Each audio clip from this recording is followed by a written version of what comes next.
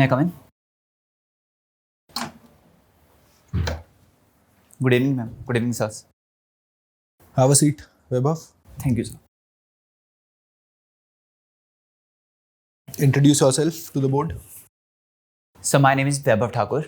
I hail from Choti Kashi, that is Mandi district of Himachal Pradesh. I have done my schooling from DAV CPS Mandi and my graduation from GGDST College, Punjab University, Chandigarh, Bachelor's in Science. Beyond academics, I have been an active participant in sports. I have represented my district as well as my state in cricket. Apart from that, I have also served as the Vice President of Fashion Society in my college. And my hobbies include strength training at the gym and playing cricket whenever I get leisure time, sir. So, as I go through your DEF, you have just appeared for CAPF once. Yes. Before this attempt, right? And have appeared for civil services for almost 4 or 5 attempts. Yes. Right? So, what brings you to CAPF? Do we guess that it is your second option, or you're retreating back to CAPF because you couldn't make it to the civil services? Sir, after my graduation, I had decided that I will give 2 to 3 years wholeheartedly for the civil services only. Sir, in this journey, I also got introduced with the CAPF. And when I read about it, I learned that it is also a hybrid of civil as well as military aspects, sir. So I found it as a very good opportunity, like to join the CAPFs and serve for the security of the nation, sir. All right. So, what is your first preference? Sir, it is CISF. CISF. Why CISF? Sir, it would be a matter of pride for me to serve in any of the CAPFs. However, for putting CISF as the first priority, I have taken few things into consideration. First is its all India character and the dynamic nature it has. It is deployed on the ports, on the nuclear installations, on the dams, etc., sir. So the second would be the work-life balance, sir, that it has, sir. And sir, one more is the changing nature of the warfare, sir. We see that the world is also moving towards a non-kinetic warfare, sir. So the role of CISF is going to increase in the near future. This is one more thing that I have taken into consideration. Tell me 2 passes that connect Kullu and Mandi. Sorry, sir, I'm not able to recall the names. Bhubujot. Boo. Have you heard Yes. about it? Yes, sir, I have heard. I was not able to recall, sir. Tell me the mythological story behind Prasha temple. Who made it? How was it possible? Where is it located? Sir, Prasha temple is located in Mandi itself, sir. It is a pagoda style of architecture, sir. Or is it a mixed style? All right. Continue. Sir, I'm not able to recall the exact mythological story behind it, sir. Who was the Raja? Sir, Raja of Mandi, or No. the one who Under built it? whose tenure the temple was made? Sorry, sir, not Tell able. me something unique about that island in the lake. Sir, in it is. front of Prasha Lake. Yes, sir.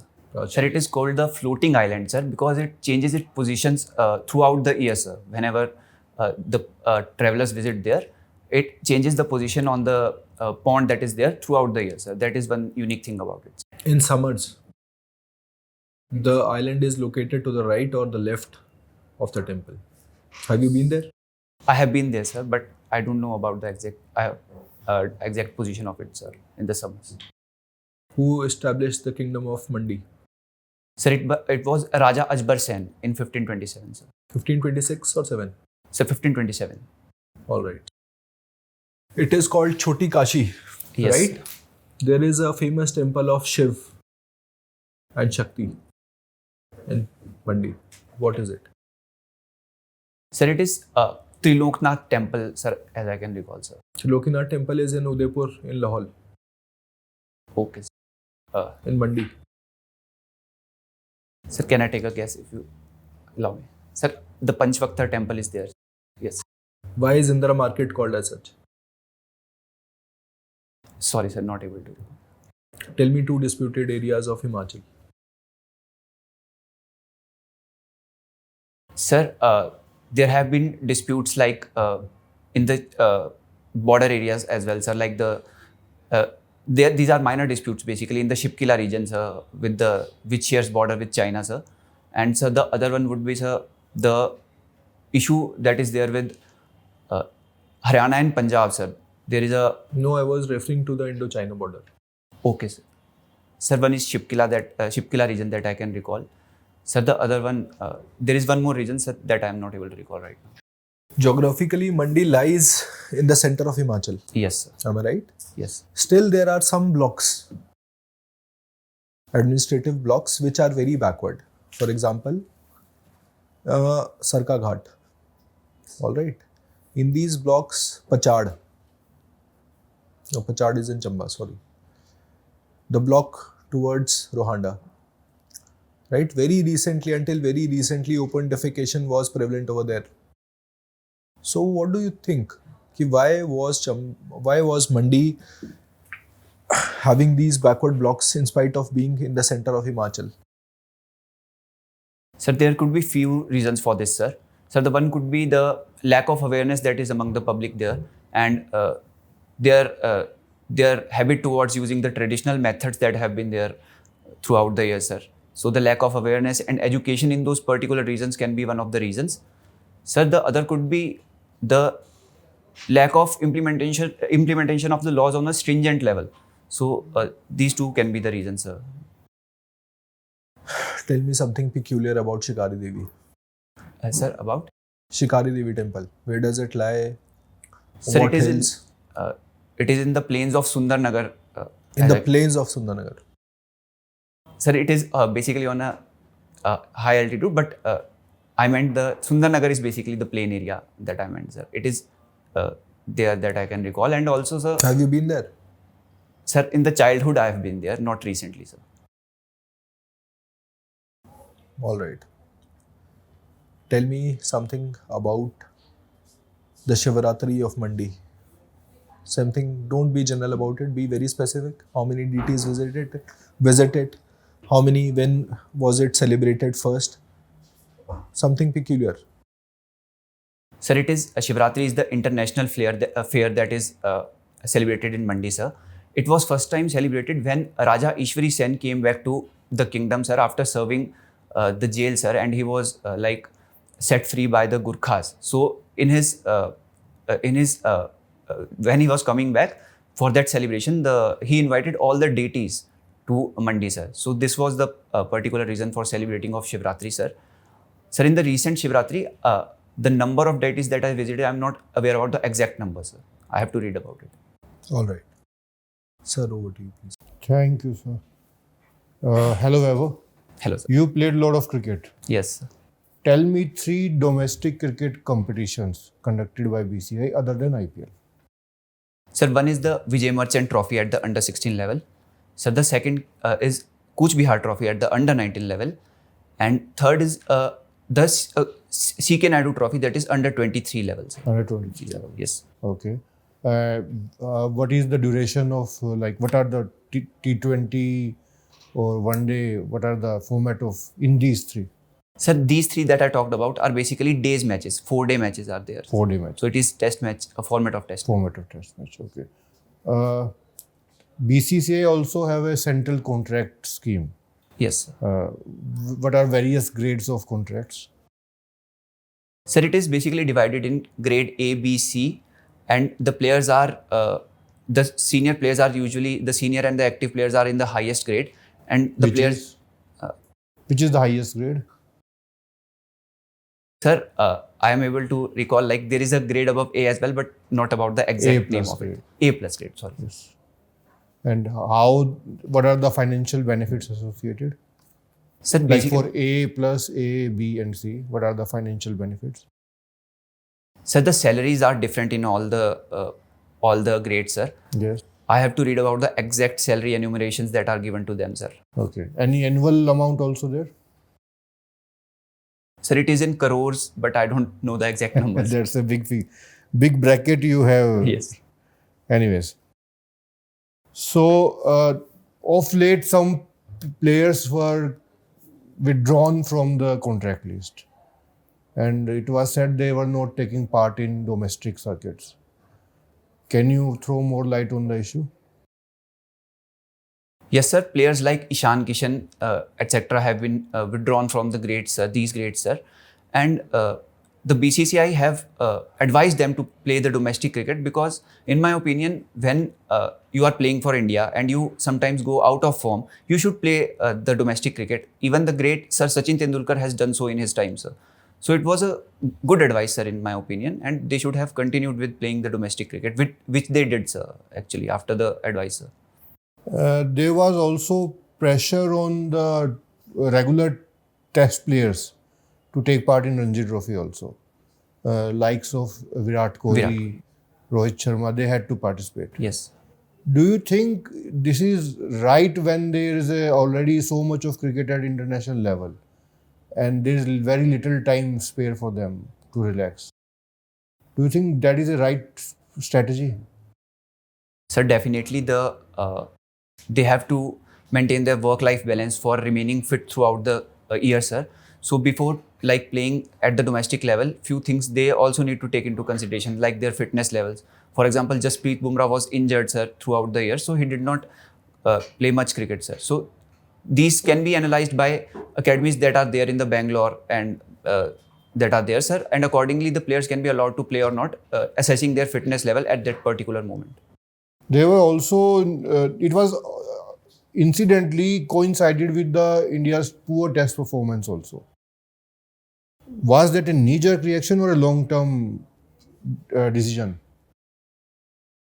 Sir, BCCI was actually advising the players in the right direction, like what they can do to gain back their confidence.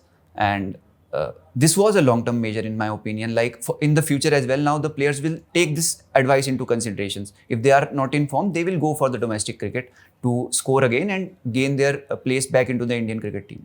Okay. Do you support players getting direct entry into international teams or national teams on the basis of IPL performances? Sir, I believe that when you are playing for the Indian cricket team, it is a national duty, sir. So if the selectors and the coach staff thinks that a particular player, without even playing the domestic cricket, can benefit Indian cricket team, sir, so the decision should be taken, and it is for the nation, sir, I believe. So it is a good. So there is no issue with IPL performance directly upgrading.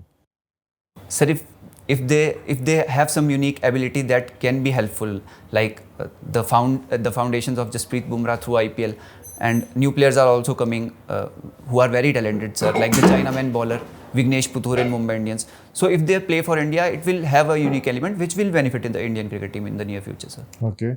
And sure, thank you very much. Thank you, sir. Is Naxalism under control? Ma'am, I believe in the recent years, the Naxalism has come down significantly. The Ministry of Home Affairs also talked about the status of Naxalism recently, where the number of districts that are affected have come down from 38 to 18 in the past 2 to 3 years, ma'am. So I believe that Naxalism has come down and has been controlled significantly in the recent years. What about the ideology? Does it still prevail? Yes, ma'am, the ideology is still there. However, ideology is not the sole factor that drives Naxalism. There are issues like the lack of socio-economic development that is there in those regions. The government is working on these measures, ma'am, by investing in those areas, making roads, making infrastructures, and also winning the hearts as well as minds of the people that are there. Can I interrupt? Yes, sir. Talking about socio-economic, whatever conditions you're talking about, the government is trying to make a road in those areas. But the Naxalites are trying to blow that road away.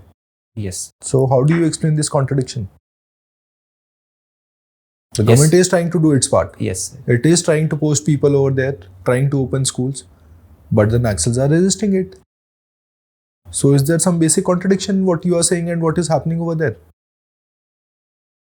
Yes, ma'am. So, Batao? There have been some aggressive stance by the Naxals with respect to this, ma'am. But the government is taking some soft measures as well, like to stop these kind of instances. For example, providing employment to the Naxal area youth, ma'am, and also offering them scholarships, skill-based mechanisms, and also like developing Eklavya residential schools, which will benefit the long term and change their thinking towards the government. And this can stop these kind of acts, ma'am. So I believe these are the measures, sir, basically that our government is taking. Okay. Tell me the difference between president rule and national emergency. Ma'am, national emergency is under Article 352 and the president rules is under Article 356.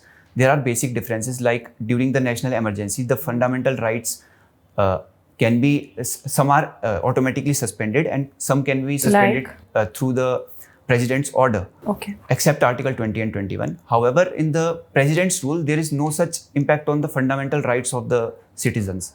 And the limit of time that is there is limited for the president's rule, that is 3 years. And for national emergency, there is no such time limit, ma'am. Can you tell me about Article 33? What does it say?